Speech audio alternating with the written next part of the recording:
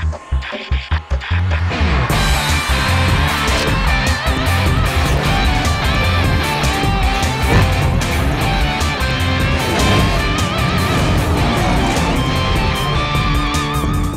Set batter থাকলে জেতা সম্ভব ছিল ম্যাচ শেষে বলেছেন তানজিম সাকিব। শুরুতে তাড়াহুড়ো করে বেশি উইকেট হারানোকে হারের কারণ মানছেন।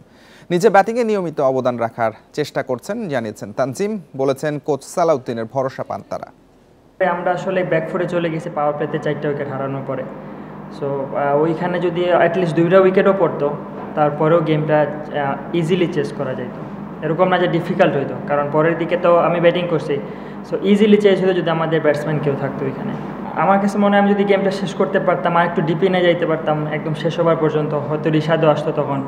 তো আক্ষেপ অবশ্যই থাকবে এই গেমের জন্য। চট্টগ্রাম থেকে যুক্ত হচ্ছেন সহকর্মী মাঝারুল ইসলাম। মাঝার, একটা ভিন্ন প্রসঙ্গে আমরা একটু আলাপ করতে চাই। বাজে ব্যাটিং তো হয়েছেই, ওয়েস্ট ইন্ডিজ ভালো ফিল্ডিং করেছে, বেশ কিছু ভালো ক্যাচ নিয়েছে, সেটা একদিক থেকে পার্থক্য গড়ে দিয়েছে কিনা?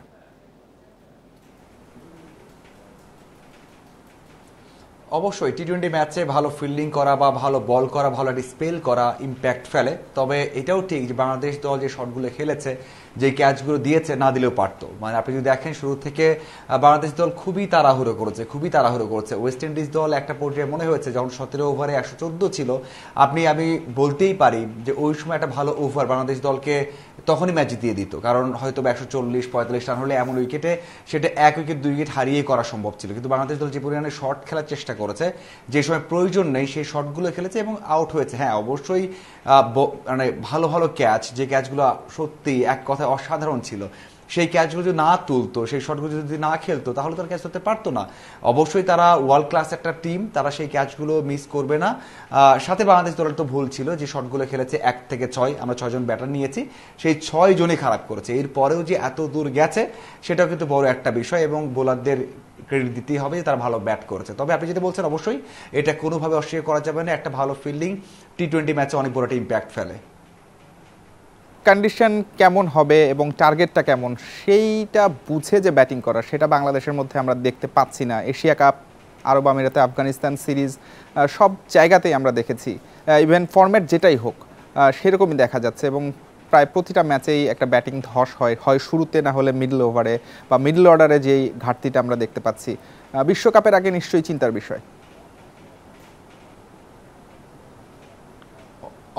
অবশ্যই এটা খুবই চিন্তার বিষয়। আমি সেই বিষয় নিয়ে কথা বলছিলাম, আমি প্রশ্নও করেছি প্রেস কনফারেন্সে। দেখুন, বাংলাদেশ দল কেন বুঝবে না এই উইকেটটা এতটা ইজি ছিল খেলা, সেটা তো আপনি বুঝতেই পেরেছেন।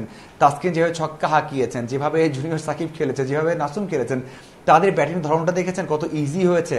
জুনিয়র সাকিব নিজেও প্রেস কনফারেন্সে বলেছেন যে আমরা যেভাবে ব্যাট করেছি, যত ইজি হয়েছে সেটা ব্যাটারদের বোঝা উচিত ছিল। নিজেও কিন্তু সমালোচনা করেছেন, নিজেও বলেছেন যে কেন মিডল অর্ডারে তারা দায়িত্ব নিতে পারছে না, দায়িত্ব নেওয়া উচিত ছিল। এমনটা নয় যে এড়িয়ে গেছেন, চেষ্টা করেছেন, ভুল করেছেন, যেটা আমরা সবসময় শুনি যে এই কথাগুলো ব্যাখ্যাটা এভাবে দেওয়া হয়। কিন্তু জুনিয়র তামিম বলেছেন, জুনিয়র সাকিব বলেছেন যে আসলে কেন তারা নিতে পারলো না, দায়িত্ব নেওয়া উচিত ছিল। অবশ্যই এমন উইকেট, এমনটাও নয় যে আহামরি বোলিং লাইন আপ, এতটা ভালো বোলিং লাইন নয় ওয়েস্ট ইন্ডিজের, যেটা আগে ছিল যে আপনি এই বোলিং লাইন আপের এগেনস্টে এমন উইকেট আপনি খেলতে পারবেন না। সেটা অবশ্যই বাংলাদেশ দলের ভুল। এবং সবচেয়ে বড় বিষয় হচ্ছে মানসিকভাবে বাংলাদেশ দল 150 পেরোতে পারেনি।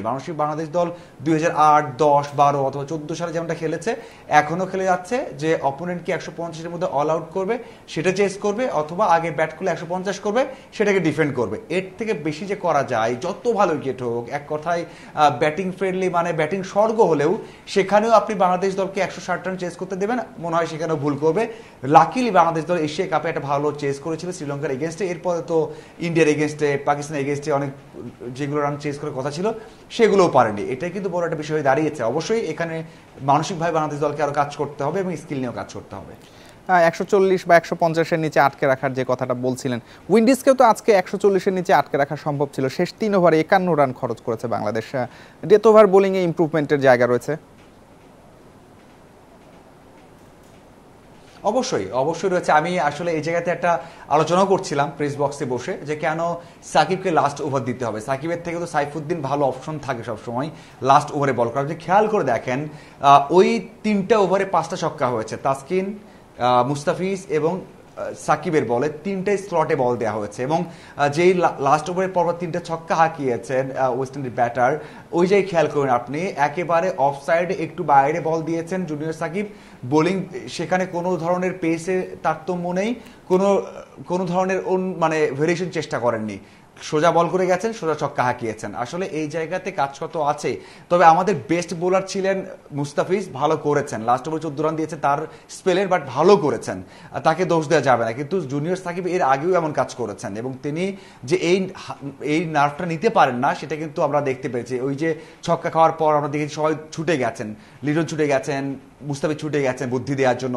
এটাই কিন্তু নার্ভ। আপনি যদি ওই জায়গাতেই মুস্তাফিজ বল করতেন একটু ভয় পেতেন না, 3টে ছক্কা খেতেন কিন্তু চেষ্টা করতেন অন্য কিছু, সাইফুদ্দিন হলেও অন্য কিছু চেষ্টা করতেন, সেটা কিন্তু জুনিয়র সাকিব করেননি। এখানে তার অবশ্যই উন্নতির জায়গা আছে এবং কোনোভাবে বোলিংটা চেঞ্জ করা যায় কিনা, যে লাস্ট ওভারে মুস্তাফিজকে দেওয়া অথবা অন্য কোনো বোলারকে যিনি কিনা ভালো বল করতে পারেন লাস্ট ওভারে, সেটা দেওয়া যেত কিনা, এই ক্যালকুলেশনটা করা উচিত। এবং যদি সাকিবকে আর ভালো করা যায়, ভেরিয়েশন নিয়ে আসা যায়, সেটাও করা উচিত। কারণ তাসকিনের মধ্যেও কিন্তু ভেরিয়েশন এসে গেছে এখন। তাসকিনের বল দেখবেন 112 কিলোমিটার পার আওয়ার বল করেছেন, 126-এ করেছেন, 142-এও করেছেন, তাকে কিন্তু লাস্ট ওভার দেওয়া যায়। যদিও একটা দিন খারাপ গেছে, হয়তো অনেক কথা বলছি, নেক্সট অবশ্যই মাঝার আমরা একটু ব্যাটিং এর একটা প্রসঙ্গে আসতে চাই।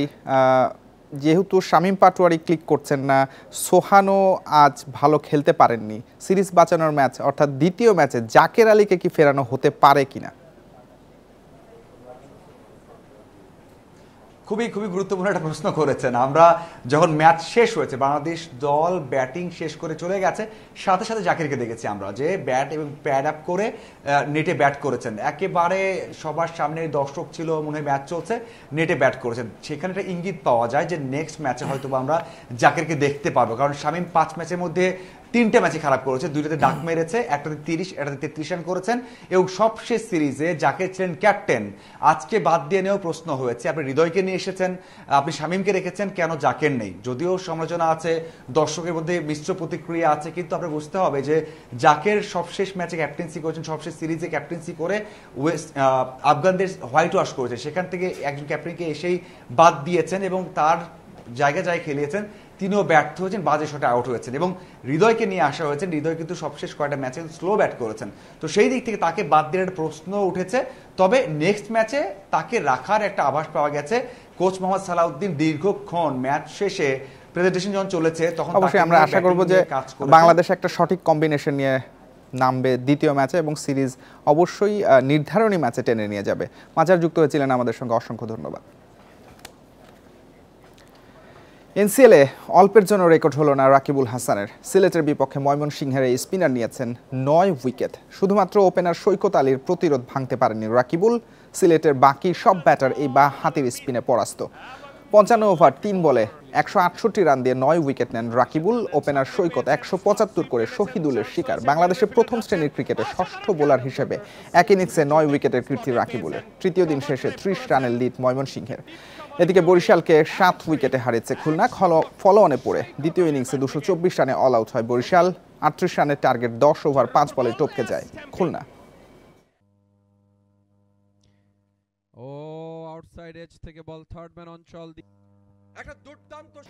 এসএ গেমসের ক্যাম্পে ফিরেছেন শুটাররা, তবে গুলির সংকট চিন্তার কারণ। রাইফেলের গুলি দিয়ে চলছে পিস্তলের অনুশীলন। সীমাবদ্ধতা সত্ত্বেও গেমসে সর্বোচ্চ দেওয়ার লক্ষ্য শুটারদের। স্বর্ণপদক জিততে চান শাহরিয়ার রবিউলরা।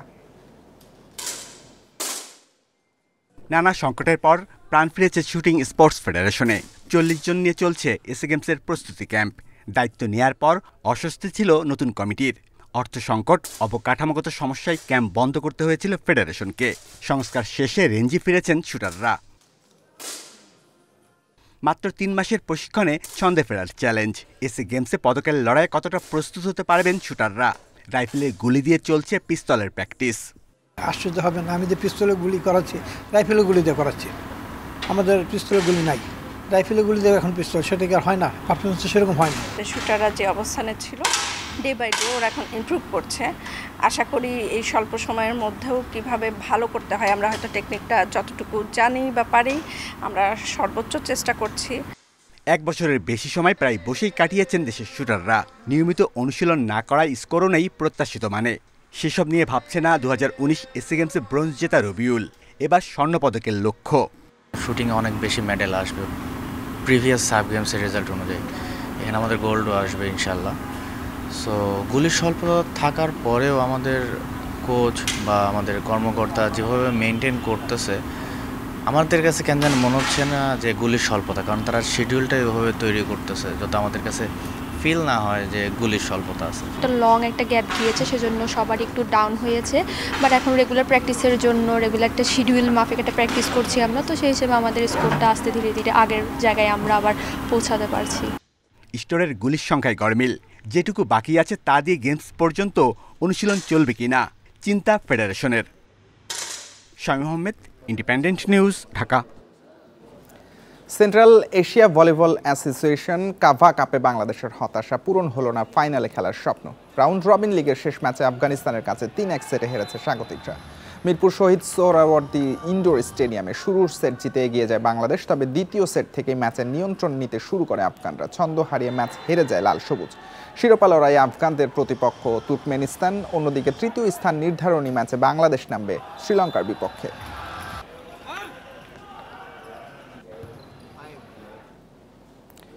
পরিবারকে বেশি সময় দিতে বিসিবির চাকরি ছাড়লেন ফিটনেস ট্রেনার নাথান কেলি। সিদ্ধান্তের কথা ক্রিকেট অপারেশনস বিভাগকে জানিয়ে দিয়েছেন। গত বছরের এপ্রিলে 2 বছরের চুক্তিতে বাংলাদেশে আসেন কেলি, তবে মেয়াদ শেষ হওয়ার 6 মাস আগেই দায়িত্ব ছাড়লেন। গত মাসে এশিয়া কাপ চলাকালে সন্তান জন্মের সময় স্ত্রীর পাশে থাকার জন্য ছুটি নিয়েছিলেন কেলি। 24 সেপ্টেম্বর বাবা হওয়ার পর আর জাতীয় দলের সঙ্গে যোগ দেননি তিনি। এই সময় জাতীয় দলের ফিটনেস ট্রেনার হিসেবে দায়িত্ব পালন করেছেন ইফতেখার রহমান।